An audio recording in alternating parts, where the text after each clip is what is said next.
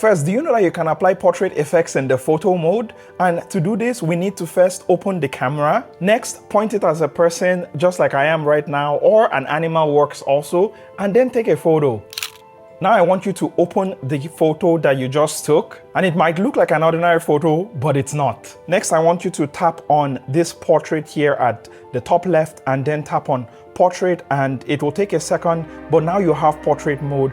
And if you wanted it to even be more blurrier, you can tap on the settings icon here and then adjust how much you want the out of depth of field effect to be. And as you can see, I just tap on my face there, and boom, when we tap on done here, suddenly you have a photo that is portrait mode that was originally taken in the normal photo mode. Now the iPhone 16 series, especially the Pro and Pro Max, come with impressive features that can transform your mobile photography, taking your photos from ordinary to amazing. And in this guide, I'll walk you through 20 essential camera tips that would help you get the best out of your iPhone's powerful camera system. But first off, hi, I'm Captain Awesome. This is Geekception. I really appreciate if you hit that like button and subscribe, as that really helps me out here on the channel. And the first tip here is manual exposure control. And to do this is simple. With your camera app open here, and I have a subject here, which is Spider-Man, or Speederman as they call him. Now what I'm going to do is I'm going to tap on him. And as you can see there, Spider-Man is in focus. And what I like to do is you have this sort of exposure controls by the side here. We can just raise it up or bring it down to, control how much lighting we want. And I think I'm just gonna punch in a little bit. I'm gonna tap on Spider-Man. I want him a little bit brighter there. So I'm just gonna move it up.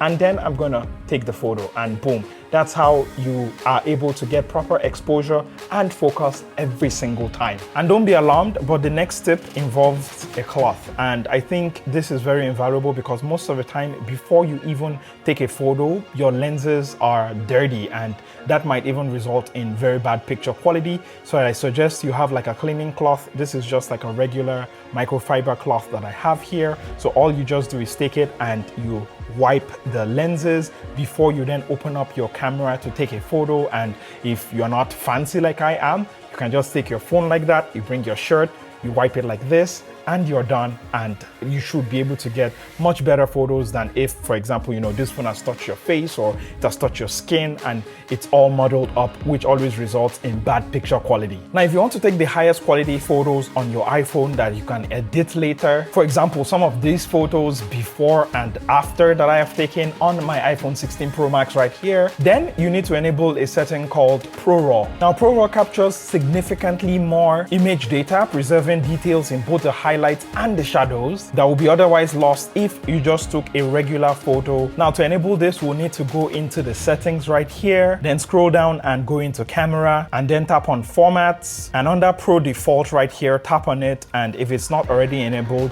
select ProRAW Max here up to 48 megapixels, and under ProRAW format, select JPEG XL Lossless, which gives you the same quality but at a much smaller file size. And if we go back into the camera app right here, there is now a toggle for ProRAW Max at the top right, which if we turn on right here, we can take high quality raw photos. And I'll bring my trusty neighborhood Spider-Man right here. I'm gonna take a photo of Spider-Man, and now I can edit that photo and go from this right to this, which is the power of editing thanks to ProRAW Max on your iPhone 16 Pro series. And if we look at my iPhone camera app right here, you can see that I have not just the grid, which means I can position things in the frame right there, but I also have this leveler to show me that it is level. Now, let us enable that for you as well. So we'll go back into the settings app under camera right here. You scroll down and you see several settings under composition, where I suggest you enable grid and level right here, which are the two that I have had enabled. And since we're here, by default, the iPhone always has the view outside the frame turned on. So if I go back into the camera app right here, you can see like with this, I am on the 1X camera, but you can see outside the frame, which I do not like because sometimes it's a bit confusing. So if we go back into the camera app here, I always disable it. So now let's go back into here, and you can see we can no longer see outside the frame, which I suggest you turn on as well. Now for some advanced hacks here for your camera, let's go back into the camera settings, which you can find under settings and camera. Then I want you to scroll all the way down and disable prioritize faster shooting. Now what this does is reduce the overprocessing that can happen sometimes in an action scene when you're trying to get multiple shots at a time. So I really suggest you turn this off. And right under prioritize faster shooting, there's also lens correction, which if you want to be artistic with your wide angle shots, I suggest you turn off. So now if we go back into the camera app right here and we go into the 0.5x camera, normally there is this thing called distortion, which is what happens when the edges of the frame can be a little bit warped. And if we take a photo here and we then go back into the lens correction and we turn that on, and then we take another photo with the ultra wide here, it kind of corrects both photos. Well, the one where you have lens correction turned on. And if you want to give your photo a bit of an artistic feel, I suggest you turn it off here, and your photos will be a bit more wacky and sort of not accurate, but it will also be unique. And I think the last thing we're going to change in the settings app is the most important setting of all, which is to preserve our settings. So here under the settings app, I feel like I've set settings a lot of times now.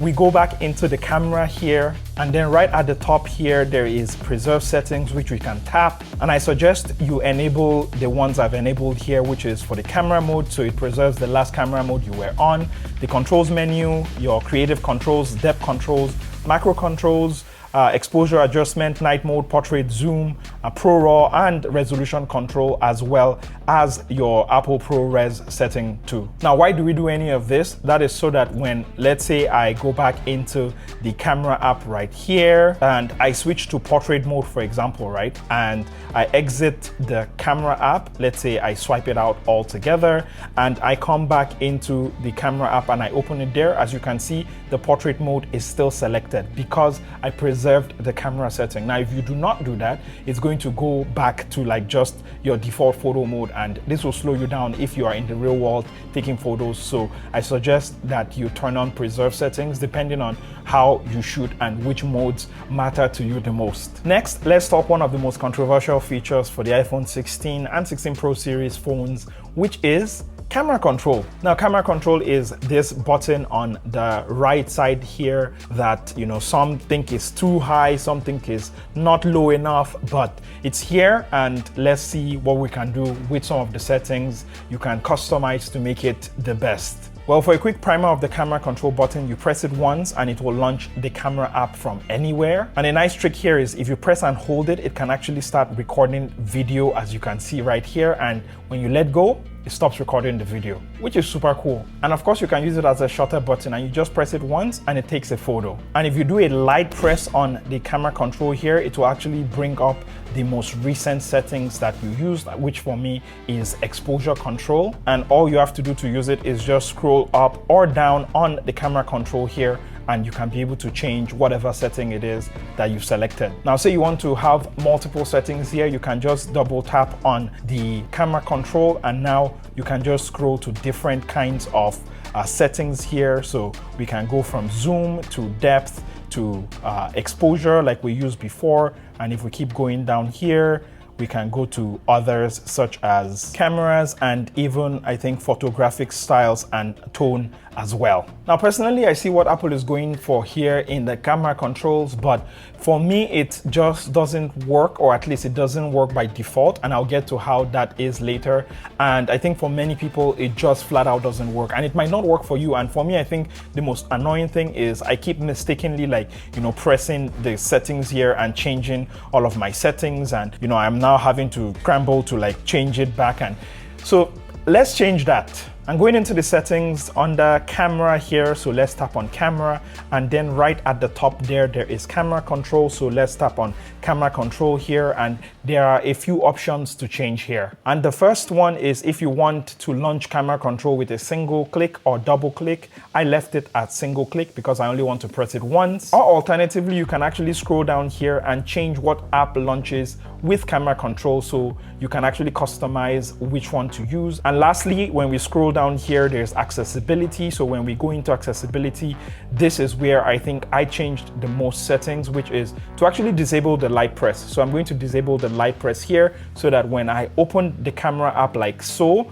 I cannot mistakenly like hit the camera control here and it will bring up any of those settings. I don't have to worry that that is going to happen because I disabled it. Now, of course, here you can change several more settings, such as, what is the light press force and how firm or how light do you want it to be. Next, you can also go down to your double light press speed as well as your double click speed as well, which I have at the default. And that is camera control. And I would say I use it almost every day to launch the camera, but that has pretty much been my use case. I don't use it to do anything else apart from launching the camera. Now, if you have the iPhone 16 Pro series or iPhone 16 series, how do you use your camera control and does it work for you? Please let me know in the comments down there below. Now, on previous iPhones, there has been photographic styles, which you can access by going to the top right here and just swiping through the photographic styles, which actually change the entire mood of your camera app. So you've got different ones from cozy, ethereal,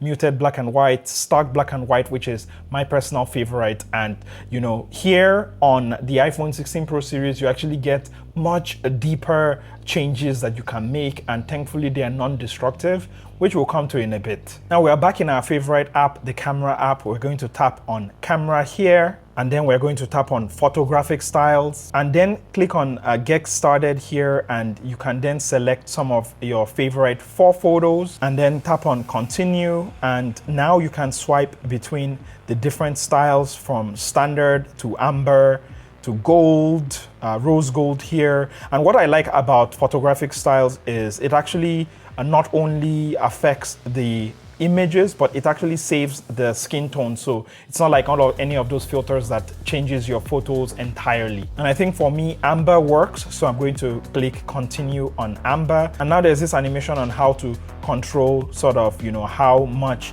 saturation and tone you can give to your photos here. So I'm just going to work on this one that I like. So I'm going to give it a little bit of that shadowy, contrasty look, which I love.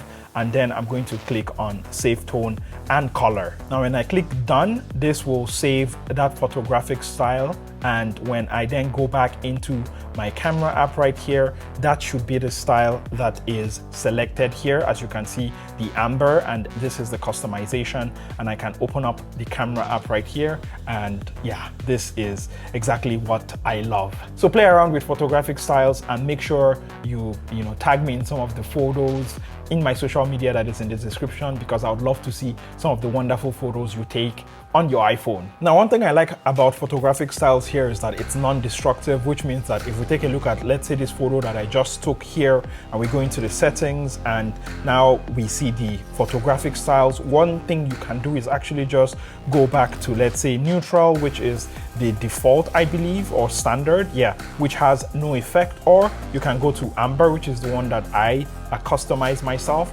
and you can bring back any of the photos maybe you want to change later and you have a change of mind. You don't have to be married to it. You can change it and you can click on done. So this is what we call non-destructive editing or non-destructive photo taking. And yeah, so if you change your mind later, you don't have to worry. You can always undo it. And congratulations on making it all the way here. We have come to the end of this video. For all of the tips, the tricks for getting the best out of your iPhone's wonderful camera, whichever iPhone it might be. And I know I said it's the iPhone 16 Pro Max, which I have here, but this applies to almost any iPhone. Just pick and choose which one applies to you.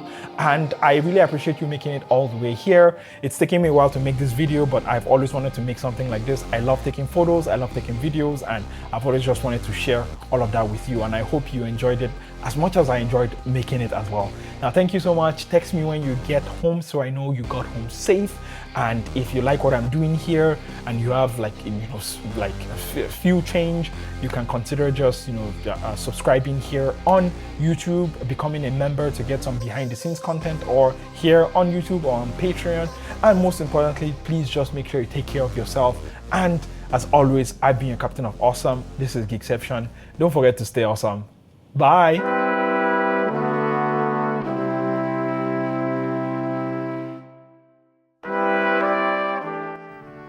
And thank you for making it all the way to the end of the video. Now I'm recording myself on the Xiaomi 15 Ultra right now with the back camera, so tell me what you think of the quality, both the sound and the video as well. But yeah, I've recorded this video that you're watching right now for a while now. I think it was part of my top iPhone photography apps video, and I think that video, the entire video was like 35 minutes long or something, so I decided to split it into 3 videos. So this is part 2.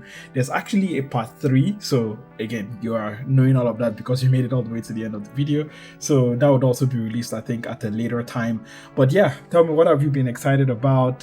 For me right now, it's this phone, the Xiaomi 15 Ultra. You know, I'm really excited about, you know, really getting to take photos and videos with this camera here. Apart from that, I'm still watching Shangri-La Frontier. I'm on season 2 right now, which is an anime, in case you're not familiar. I started watching it about, I think, a week ago, and I've pretty much blazed through it. I really love that anime. If you have any suggestions for anime, please let me know. Other than that, what else are you excited about? You know, what part of the world are you watching from? Please let me know all of that and more in the comment section down there below. But yes, you know, take care of yourself. I really love and appreciate you making it all the way here. You know, just sticking around, just leaving your comments, just even watching, even if you don't leave a comment. I really appreciate all of that. Just leave hashtag awesome ultra, so I know you made it to the end of the video. But yes, I shall catch you in the next one. All right, bye.